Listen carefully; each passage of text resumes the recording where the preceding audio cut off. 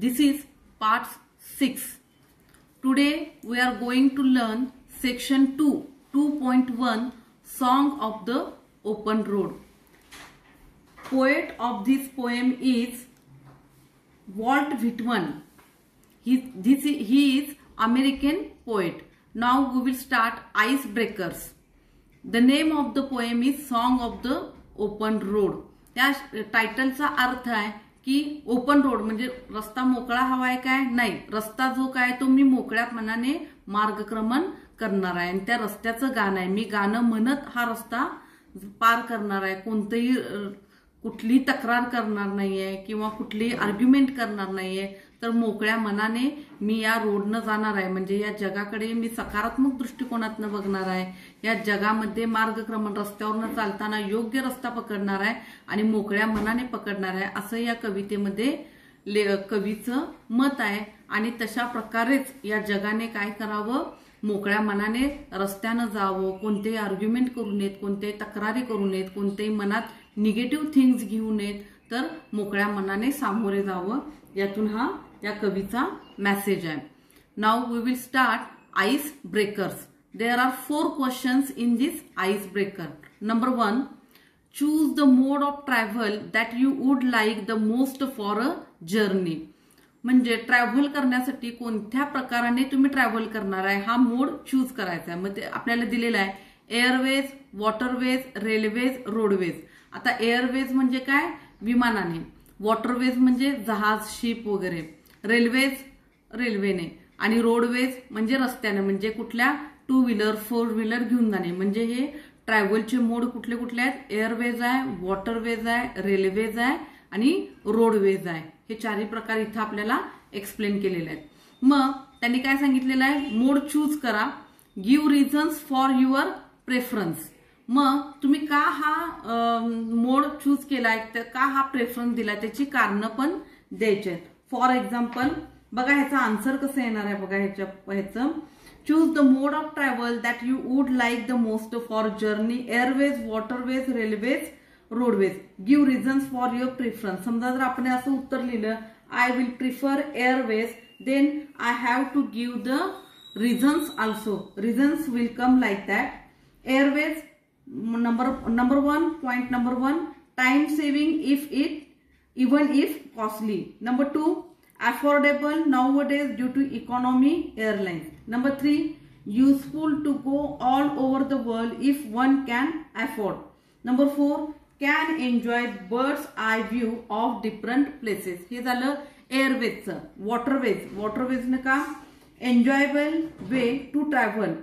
Commuting on waterways is not common all over India.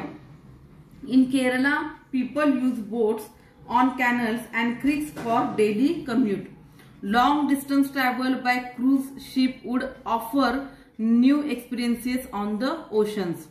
Can experiences peace of mind and relaxation on long journey by waterways. हे झालं वॉटरवेजचं answer.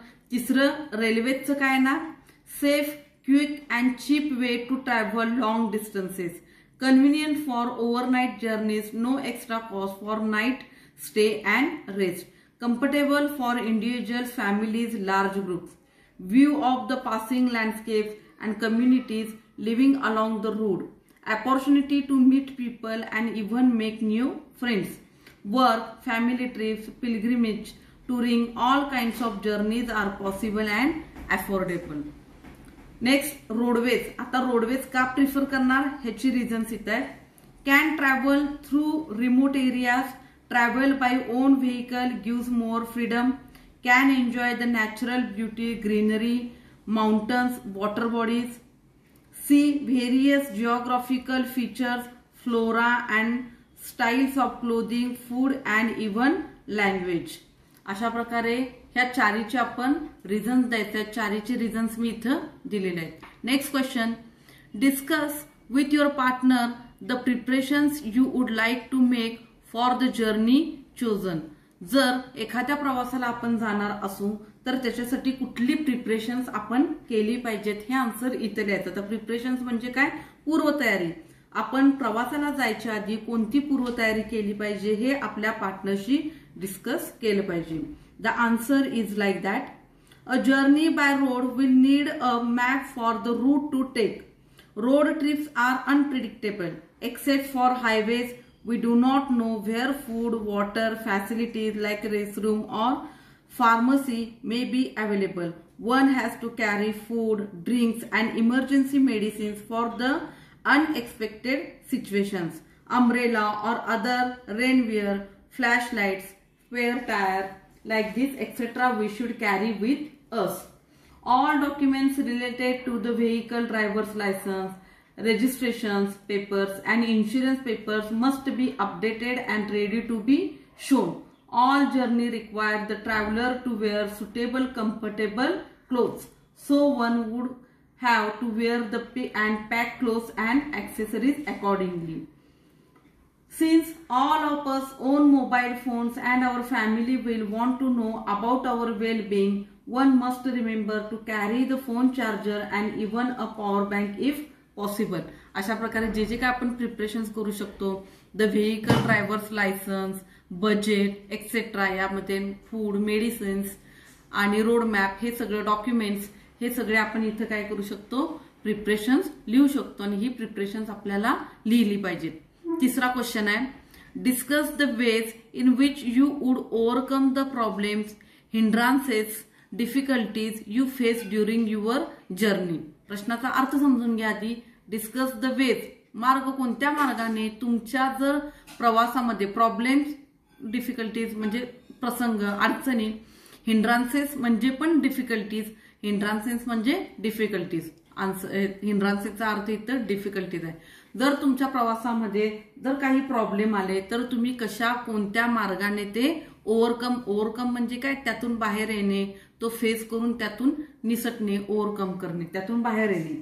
मग कशा प्रकारे तुम्ही बाहेर आले याचा आन्सर आपल्याला लिहायचा आहे. Answer I am giving you. In case of a problem or difficulty I would go to the nearest place where I can try and resolve the problem. I would inform my family about the problem. I would take any steps needed to see that the problem does not become worse. I would ensure that I am safe till the problem is resolved and I can continue the journey. Otherwise, I will return to home. म्हणजे जर कसा problem आहे त्याच्यानुसार मी solve करीन, nearest प्लेसला पहिल्यांदा visit करीन, I will call to relative, आणि समजा शक्य असेल प्रवास करणं तर मी पुढे प्रवास करीन, नाहीतर काय करीन, पुन्हा मी माझ्या घरी परत येईन. अशा प्रकारे जर समजा डिफिकल्टी आली तर कशा प्रकारे तुम्ही फेस कराल हे आपल्याला इथं लिहिलं पाहिजे. प्रत्येकाचं उत्तर वेगळं येऊ शकते, प्रत्येकाची सेंटेन्स मेकिंग वेगळे येऊ शकते. मी जी उत्तर दिलेली आहेत ती कशासाठी दिलेली आहेत, एक्झाम्पलसाठी दिलेली आहेत. त्या प्रकारे तुम्ही उत्तर त्याची लिहू शकता. शेवटचा प्रश्न, during even journey we have to observe certain rules. Discuss your ideas of the journey without any restrictions. You can begin like this. I would go alone or with selected friends or with my family. म्हणजे त्यांनी काय सांगितलेले, तुमच्या journey बद्दलच्या काय ideas आहेत, काय इमॅजिनेशन्स आहेत ते तुम्हाला इथं मांडायचं आहे. म्हणजे आपल्या ज्या काय कल्पना आहेत त्या आपण लिहायच्यात. मग त्यांनी आय वुड सुरुवात कशी करू शकतो, I would go alone. I would go alone म्हणजे एकटं जाणं. आन्सरमध्ये हे येऊ शकते काय, मॅक्झिमम लोक काय कोणी एकटं प्रवासाला जाऊ शकणार नाही, त्यामुळे काय येऊ शकते, विथ सिलेक्टेड फ्रेंड्स येऊ शकते किंवा विथ माय फॅमिली फ्रेंड्स वगैरे येऊ शकते. मग इथं काय लिहू शकतो आपण, I would go with selected friends किंवा I would go with my family. याचा आन्सर कसं येते बघा. आन्सर येणार, I would go with my friends since we work well as a team even though we have varied interests and skills. We are like-minded about most things. We will share the cost and all of us drive well. My friends and I love to have fun but none of us is very unruly. We do always, unruly म्हणजे कोणीही rule cross करत नाहीये, सगळे rule follow करणारे आहेत, याचा अर्थ आहे unruly. We do always will respect the law and are particular about others' safety and our own. We will be sure to never speed or drive rashly. None of us smokes and nor consumes forbidden substances like alcohol. We will ensure that each gets some rest.